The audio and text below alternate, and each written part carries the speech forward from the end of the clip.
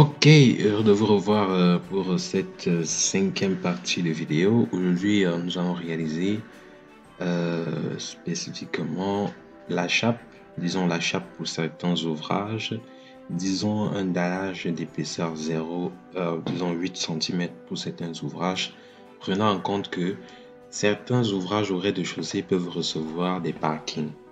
Les parkings, ça veut dire qu'ils vont recevoir des véhicules qui peuvent avoir des charges plutôt variables. Donc, ça veut dire que selon qu'on ait des parkings, on peut avoir un dallage allant de 8 cm à 10 cm ou plus même. Ensuite, on a des ouvrages qui n'ont pas de dallage, qui peuvent avoir juste une chape après avoir compacté la zone, après avoir rempli l'intérieur des fouilles et après avoir compacté la zone. Peut faire juste une chape qui peut aller aussi au maximum à 8 cm ou même à 4 cm. Donc, pour notre ouvrage ici, on va utiliser le bardage puisqu'on ne peut pas utiliser un dallage ou quelconque parce qu'ici, on a une chape qui n'est pas associée à l'ouvrage, qui n'est pas définie comme une charge qui impacte l'ouvrage. Donc, puisque la chape est directement en contact avec le sol, donc la charge est répartie directement avec le sol.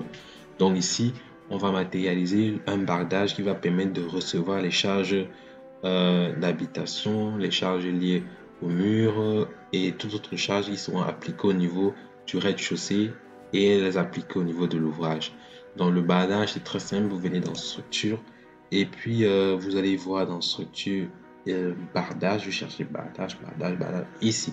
Donc vous cliquez sur bardage. Bardage, c'est comme un support, c'est un élément qui ne possède pas de charge, qui n'a pas de poids propre, sur lequel on va appliquer toutes nos charges et qui va répartir au niveau de l'ouvrage. Le bardage d'habitude est dans deux sens. Donc on peut choisir de l'appliquer sur des X ou des sens des Y. OK. Il va recevoir nos charges. OK. Là, ce qu'on va faire, on va appliquer selon les contours. Donc, ça veut dire qu'on va se positionner en vue X ou Y ou en projection ici. Une fois qu'on se positionne en projection, bien spécifier qu'on est au rez-de-chaussée. OK.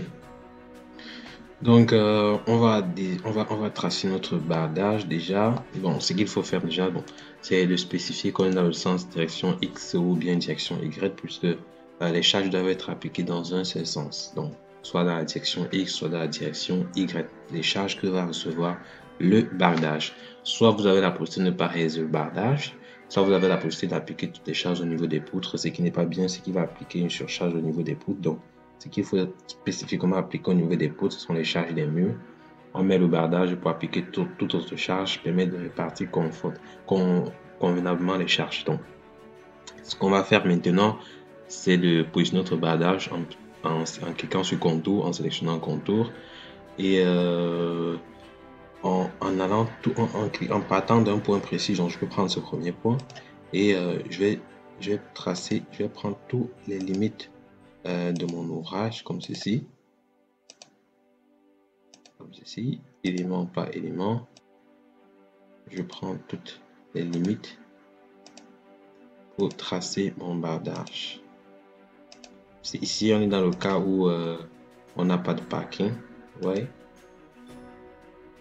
Donc on peut arriver dans des cas où on a un parking en bas. Puis bien sûr, les charges attrayantes sont prises en compte, bien qu'on ne va pas représenter un dallage précis. Dans le cas où on fait un dallage ou un parking, il faut matérialiser aussi. Mais dans le cas précis, on ne va pas le faire. Donc, bien sûr, pour terminer avec le bardage. Ok, on a fait notre bardage qui permettra juste de recevoir les charges. On va fermer. On va se positionner en vue 3D. Ok, le bardage va nous permettre de recevoir juste les charges. Donc, on peut même déjà appliquer les charges attrayantes au niveau du rez-de-chaussée, mais je préfère terminer d'abord toute la structure.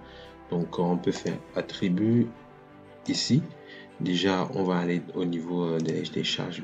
Les charges appliquées ici, on peut matérialiser les charges. On peut voir comment les charges sont réparties, zone de répartition des charges en fonction si on, puisqu'on n'avait encore appliqué de charge, on pourrait voir comment les charges se répartissent dans le sens des X ou des Y. Donc, c'est bon au niveau des panneaux. Et puis, panneau, on n'a pas encore positionné le panneau, donc il n'y a pas de raison de sélectionner une option ici. Au niveau des barres, application des couleurs, il n'y a pas de souci puisqu'on a la même couleur de Londrine ici, et les poteaux, on pourrait changer les couleurs des poteaux, mais on va laisser comme ça ne dérange pas pour le moment. On valide OK. Bon, en ce qui concerne maintenant les étages supérieurs, on va aller un peu plus rapidement. En ce qui concerne les étages supérieurs, on va réaliser déjà pour cette vidéo les poteaux du rez-de-chaussée, donc tous les poteaux du rez-de-chaussée pour cette vidéo, pour terminer cette vidéo. Donc, comme vous le savez déjà, on va juste venir déjà dans Revit. Quels seront nos poteaux? On est au couvrage rez-de-chaussée. Quelles seront les sections de nos poteaux? Donc, pareil que sur du bas. Donc, ce qu'on va faire déjà, on va venir dans structure. On va prendre poteau. On va prendre poteau BA 20 par 30 où il y a on va prendre déjà la hauteur, on spécifie la hauteur 3,06 ici dans le sens positif. OK, on vient ici en ce qui concerne les poteaux 20 par 30, bien spécifier soit un rond, soit pour que ça soit bien à l'axe comme ceci. Donc on positionne comme ceci tous les poteaux 20 par 30 qui sont dans l'ouvrage. Donc ici je pense que c'est 20 par 30 ici, ouais. Donc ici aussi c'est 20 par 30. Donc je pense que dans tout l'axe du milieu là on a les poteaux de 20 par 30 selon le prédimensionnement. Donc on va positionner ceci élément par élément, et ensuite à la fin on pourra vérifier avec l'outil analyse si la structure n'a pas de problème ou de nœud qui se trouve pas où il devrait être. C'est important parce qu'on a l'habitude de dessiner comme ceci au fur et à mesure, et ensuite on se retrouve avec quelque chose qui ne correspond pas, et il y a des erreurs en fait. Et quand vous finissez de réaliser tout l'ouvrage et que vous appliquez les charges, vous vous rendez compte que votre structure n'est pas bonne. Ok, donc on va corriger ça, et on va positionner d'abord tous les poteaux de 20 par 30 déjà dans l'axe principal. Je veux bien contrôler si c'est véritablement 20 par 30 parce que j'ai l'impression qu'ici on a des poteaux de 20 par 30, 20 par 30, ici aussi 20 par 30. Je vais cliquer dessus, je vais bien vérifier si ce sont des poteaux du rez-de-chaussée qui vont. Non, ça sont des poteaux de fondation.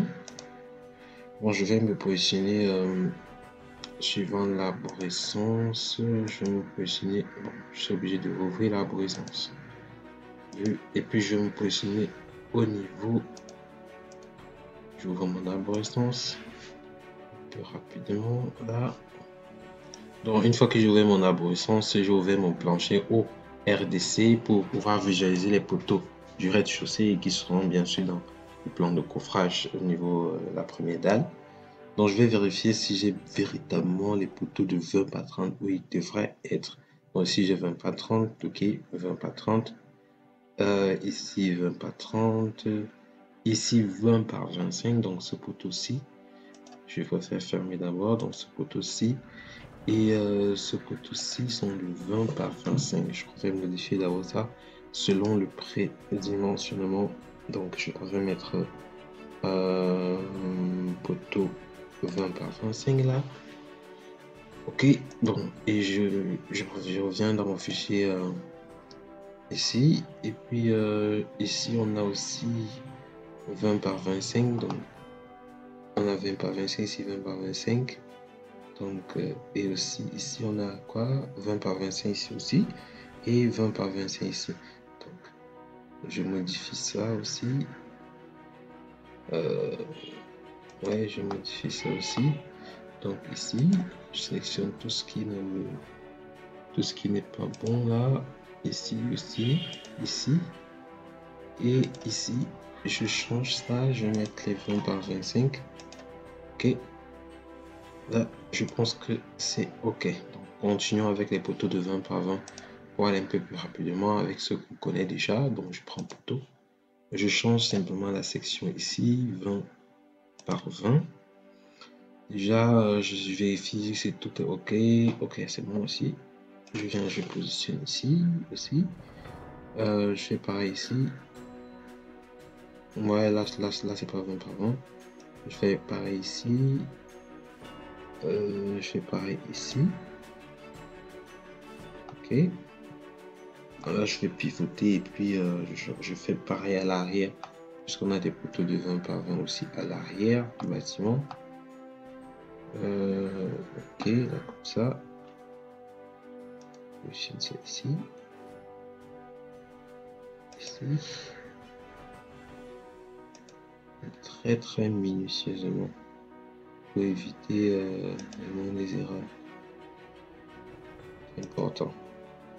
Déjà qu'à l'arrière, à ces endroits, si on a les poteaux de 20 par 30 jusqu'au niveau du château à tortue. Donc, ça va. Après, on va juste utiliser la translation par copie. On aura plus à faire ceci. Donc, maintenant, ce qu'il nous reste, c'est matérialiser les poteaux de 20 par 25. Ici. Ouais, ici. Après ça, on a des poteaux de 20 par 25 ici aussi. On a des poteaux de 20 par 25 ici. On a des poteaux de 20 par 25 aussi ici. Des vents ici aussi. Ici aussi. Et pour terminer, on a ici. Ok, on ferme ça et puis on peut pivoter pour voir si tout est ok. Bon, déjà à partir d'ici, il faut enregistrer, c'est important, vous enregistrez. Si vous voulez vérifier qu'il n'y a aucun nœud, il n'y a aucune poutre doublée, tout est ok, sans souci. Vous venez ici dans le menu analyse, vous allez prendre vérifier la structure. Le logiciel va charger, ok, ça spécifie 0 erreur, 0 avertissement, modèle correct. Ok, vous fermez. Alors, je pense qu'on va arrêter là pour cette vidéo. La prochaine vidéo, on va voir, on va matérialiser les dalles du premier étage. On va matérialiser le bardage qui va recevoir. Je vais vous expliquer le bardage, je vais vous expliquer les planchers à coque 16 plus 4 ou tout autre plancher. Je vais vous expliquer aussi comment matérialiser. J'ai parlé d'âge, j'ai parlé du bardage, j'ai parlé des poutres. Ok, c'est bon pour la prochaine vidéo. On fait une petite pause et on revient.